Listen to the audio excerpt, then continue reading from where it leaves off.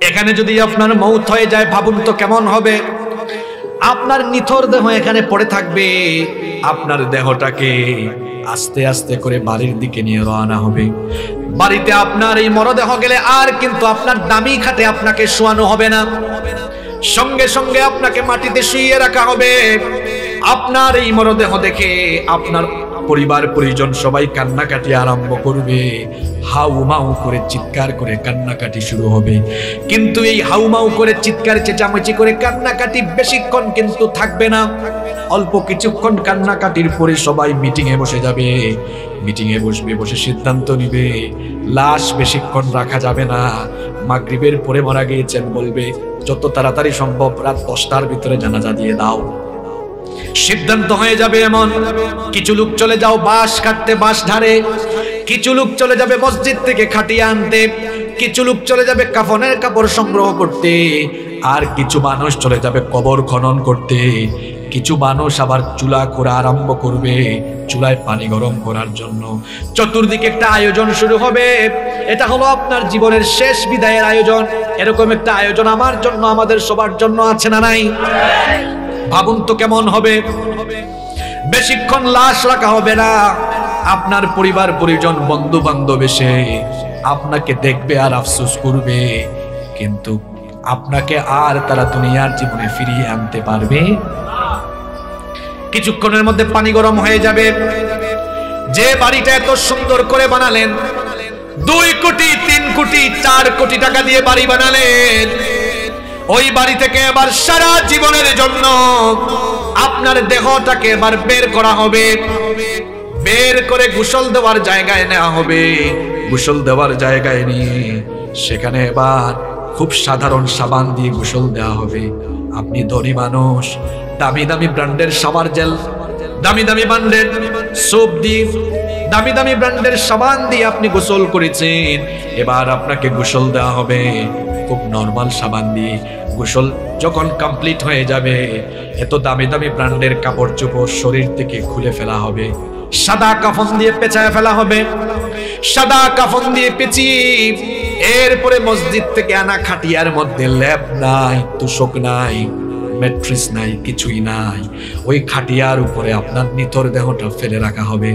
কিছুক্ষণের জন্য আপনার মাথার দিক থেকে কাফনের কাপড় খুলে দেওয়া হবে, যাতে করে পরিচিত জনরা শেষবারের জন্য দেখে নেয়। শেষবারের মতো দেখা কমপ্লিট হয়ে গেলে এত টাকা দিয়ে বানানো বাড়ি, এই বাড়ি থেকে এবার সবাই আপনাকে চিরদিনের জন্য বিদায় দিয়ে দিবে। কোনোদিন আর এই বাড়িতে আপনার দেহ ঢুকবে না। আপনাকে ওই বাড়ি থেকে বের করে দেওয়া হবে। এবার খাটিয়া নিয়ে জানাজার মাঠে যাওয়ার পরে আর তো মাত্র কিছুক্ষণ, জানাজা দেওয়ার পরে কবরটাও প্রস্তুত, কবরে যাওয়া হবে। সারা জীবন আপনি পরিষ্কার পরিচ্ছন্ন পরিপাটি বিছানায় ঘুমিয়েছেন। এবার কবরে গিয়ে দেখা যাবে খুব অল্প ন্যারো 3.5 হাত কবর খনন করা হয়েছে। সেখানে আপনাকে শুইয়ে দেওয়া হবে। কোনো বিছানা নাই, টাইলস নাই, কিচ্ছু নাই। আরে ওই কবর পোকামাকড়, কীট পতঙ্গ, ধুলাবালু যুক্ত, কাদামাটি যুক্ত জায়গা। সেখানে আপনার লাশটা শুইয়ে দিয়ে এরপরে বাঁশের ছাউনি দিয়ে আস্তে আস্তে করে মাটি চাপা দেওয়া হবে।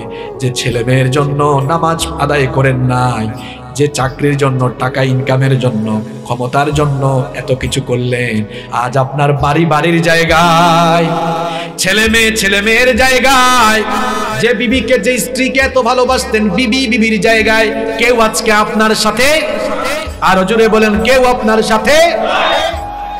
সারা জীবন নামাজ ছেড়ে দিলে যে কবরে রাখা হয়েছে, মানুষ কবরে রেখে আসা মাত্রই এই কবর খুব ভালো জায়গা নয়। খবরদার খবরদার খবরদার, বেনামাজি হয়ে কবরে যাইয়েন না। কবর কিন্তু ভালো আচরণ করবে না। এই মাটির উপরে আপনি আজকে দম্ভ ভরে চলাফেরা করেন, মাটিতে পা ফেলে ফেলে হাঁটেন, এই মাটিতে একদিন চলে যাবেন। যখন আমরা লাশ নামায়া দেই তখন আমরা পড়ি মিনহা খালাকনাকুম ওয়া ফিহা নুঈদুকুম ওয়া মিনহা নুখরিজুকুম তারাতান উখরা। এটা অর্থ কি? এটা অর্থ হলো মিনহা খালাকনাকুম, এই মাটি থেকে তোমাকে সৃষ্টি করা হয়েছে, ওয়া ফিহা নুঈদুকুম, এই মাটিতে আজকে আবার তোমাকে ফিরিয়ে দেওয়া হচ্ছে। মাটিতে আপনি বহু কবরে চলাফেরা করেছেন, খবরদার বেনামাজি হয়ে কবরে যাইয়েন না, নতুবা মানুষ যখন কবর দিয়ে উঠে যাবে কবরের দুই পাশের মাটি এমন একটা চাপ মারবে, এক পাশের পাঁজরে গিয়ে অন্য পাশের পাঁজরে এভাবে ঢুকে যাবে, কবরটাকে জাহান্নামের গর্তে পরিণত করে দেওয়া হবে। হাদিসে এসেছে কবরের মধ্যে সাপ দেওয়া হবে, সাপ কামড়াতে থাকবে, কবরের মধ্যে জাহান্নামের আগুন জ্বালিয়ে দেওয়া হবে। জাহান্নামের আগুনে কিন্তু আপনি পুড়তে পারবেন না, ওই জাহান্নামের আগুন সহ্য করতে পারবেন না, বরদাস্ত করতে পারবেন না।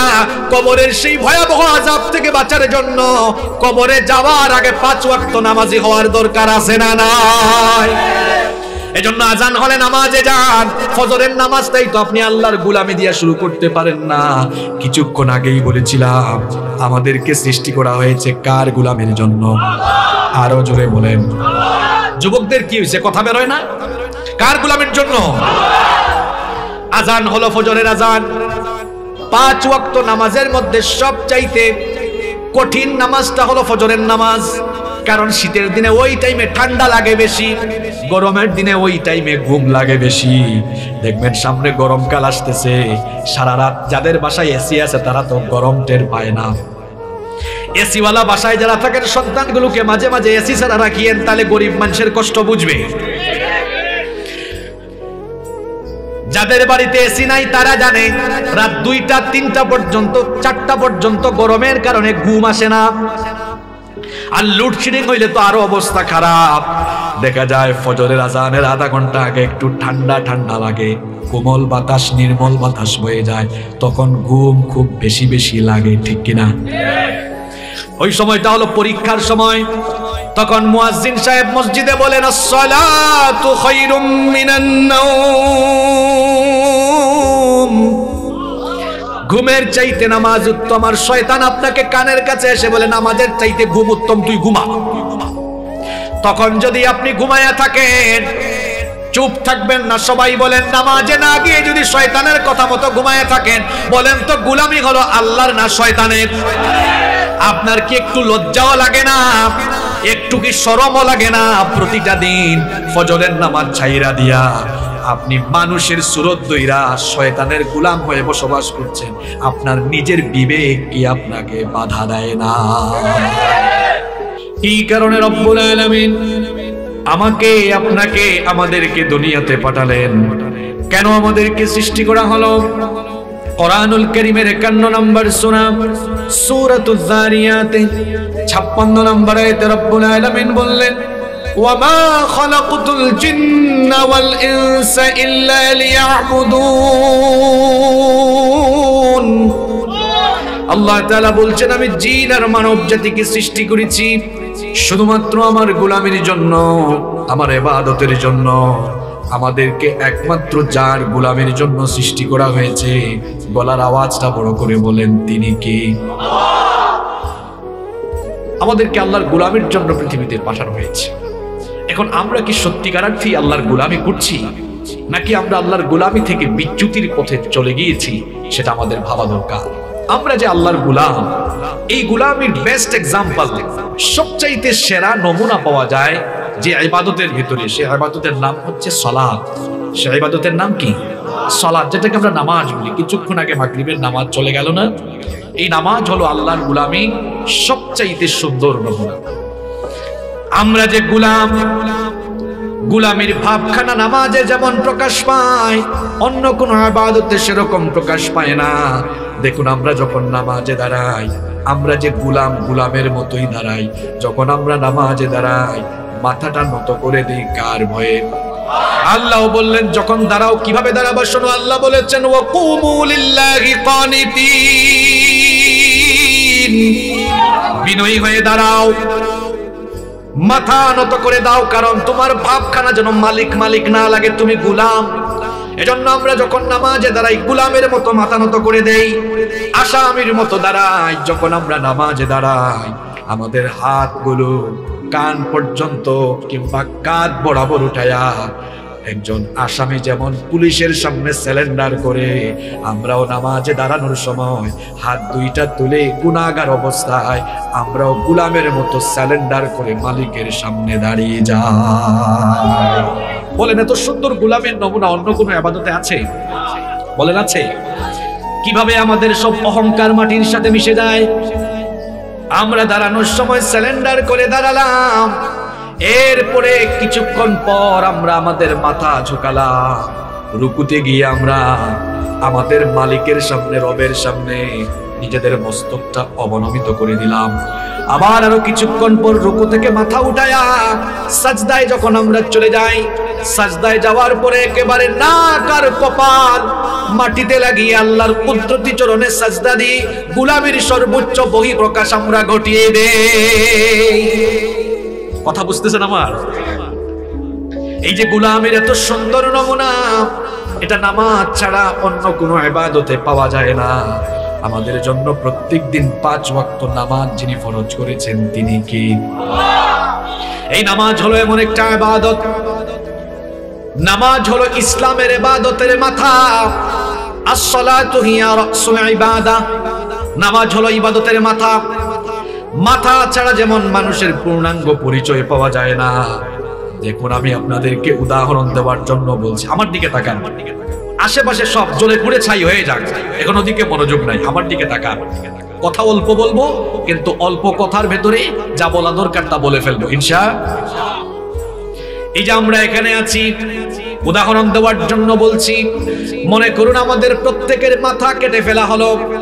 মাথা কেটে ফেলার পরে যদি আমাদের বুক থেকে পা পর্যন্ত নিথর দেহ পড়ে থাকে, বলেন তো মাথা ছাড়া বুক থেকে পা পর্যন্ত শুধু দেহ, দেহ দিয়ে কি পুরো মানুষের পূর্ণাঙ্গ পরিচয় পাওয়া যাবে নাকি? মাথা ছাড়া যেমন শুধু দেহ দিয়ে পূর্ণাঙ্গ পরিচয় পাওয়া যায় না, ঠিক তেমনি ভাবে নামাজ বাদ দিয়ে ওয়াজ মাহফিলের আয়োজন করে, ওয়াজ মাহফিলে বক্তা হয়ে, শ্রোতা হয়ে, মসজিদ কমিটিতে থেকে বড় আলেম হয়ে, কিংবা মাদ্রাসার ছাত্র হয়ে, অথবা ব্যবসা করে, বাণিজ্য করে, যে কোনো কাজ করে মুসলমানিত্বের পরিচয় দেওয়া যায় না। আপনি যদি মাথা থাকে না, মাথা ছাড়া যেমন আপনার হাত পা বডি দিয়ে পূর্ণাঙ্গ পরিচয় মিলে না, ঠিক তেমনি ভাবে নামাজ বাদ দিয়া, রমজান মাসে রোজা রেখে, হজের সময় হজ করে, যাকাত দিয়ে, ওয়াজ মাহফিলের আয়োজন করে, দান সদকা করে, সমস্ত ইবাদত ঠিক রেখে নামাজ যদি বাতিল করে ফেলেন, নবীজি বলেছেন যার মধ্যে নামাজ নাই তার মধ্যে ঈমান নাই। যার মধ্যে নামাজ নাই তার মধ্যে কি নাই? 100 কোটি টাকা দিয়ে মাহফিলের আয়োজন করার পরে যদি আয়োজক কমিটি নামাজ পড়ে না, বক্তা যদি ওয়াজ করে নামাজ না পড়ে, আর ওয়াজ মাহফিলে যারা এসে আসন অলঙ্কৃত করবে, যারা শ্রোতা এসে মাহফিলের সৌন্দর্য বাড়াবে, কেউ যদি নামাজ না পড়ে, এই ওয়াজ মাহফিল দিয়ে কিচ্ছু হবে। কারণ ইসলামের সবচেয়ে বড় ইবাদতের নাম হলো নামাজ। নামাজ হলো এমন একটা ইবাদত, অন্যান্য ইবাদত দেখেন রোজা, হজ, যাকাত, দান সদকা, হালাল হারামের বিধিবিধান, সমস্ত বিধান আল্লাহ দিয়েছেন দুনিয়ায়, কিন্তু নামাজ আল্লাহ দুনিয়াতে ফরজ করেন নাই। রব্বুল আলামিন তার হাবিবকে দুলির ধরা থেকে 7 আসমান ভেদ করে সিদরাতুল মুনতাহা পাড়ি দিয়ে ঊর্ধ্বাকাশে গমন করিয়ে 7 আসমানের উপরে বাইতুল মামুরের উপরে আল্লাহর সান্নিধ্যে নিয়ে গিয়ে আল্লাহ আমাদের জন্য নবীজির কাছে 5 ওয়াক্তের নামাজ গিফট করেছে।